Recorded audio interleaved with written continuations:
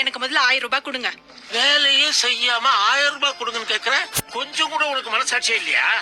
வேலைக்கு வந்த என்கிட்ட மருதாணி போட இஷ்டம் இல்லைன்னு சொன்னது உங்க பொண்ணு. ஏங்க எதுக்குங்க வாக்குவாதம் பண்ணிட்டு கொஞ்சம் இருங்க. 1000 ரூபாய் சும்மா அப்படியே தூக்கி கொடுக்குற? அது என்ன உங்க காசா?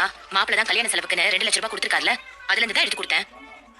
2 லட்சம் ரூபாய் இருக்குதுன்னு இப்படியே செலவு பண்ணிட்டே இரு. நாளே நல்ல 2 லட்சம் அப்படியே காணாம போயிடும்.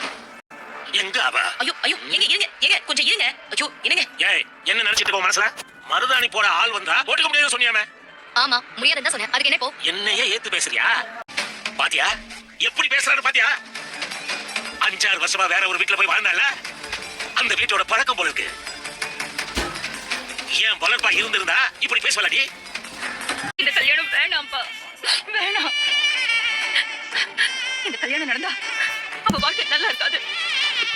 நானே கெஞ்சி கேட்கிற மூர்த்தி, எப்படியாவது இந்த கல்யாணத்தை நிப்பாட்டிடுப்பா, நிப்பாட்டிடு மூர்த்தி, நிப்பாட்டிடுப்பா.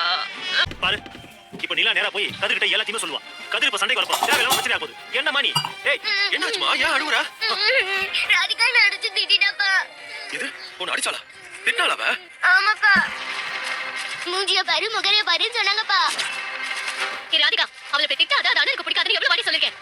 உன் கல்யாணத்துக்கு உன் கையில மருதாணி வச்சு அதை அழிச்சு விட்டுருந்தா அப்ப அவருக்கு தெரிஞ்சிருக்கும். திட்டாதீங்க மேடம், நான் இதுலயே ரீவா பண்ணி தரேன். நீங்க ஒன்னும் ரீவர்க் பண்ண வேண்டாம்.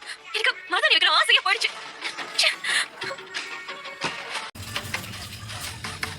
என்னாச்சுமா? நாளைக்கு தனானியோட கல்யாணம் இருக்குல்லம்மா. தனு வாழ்க்கையில ஒரு நல்லது நடக்கணும்னு நாம இந்த கல்யாண விஷயத்தை முன்னெடுத்தோம்.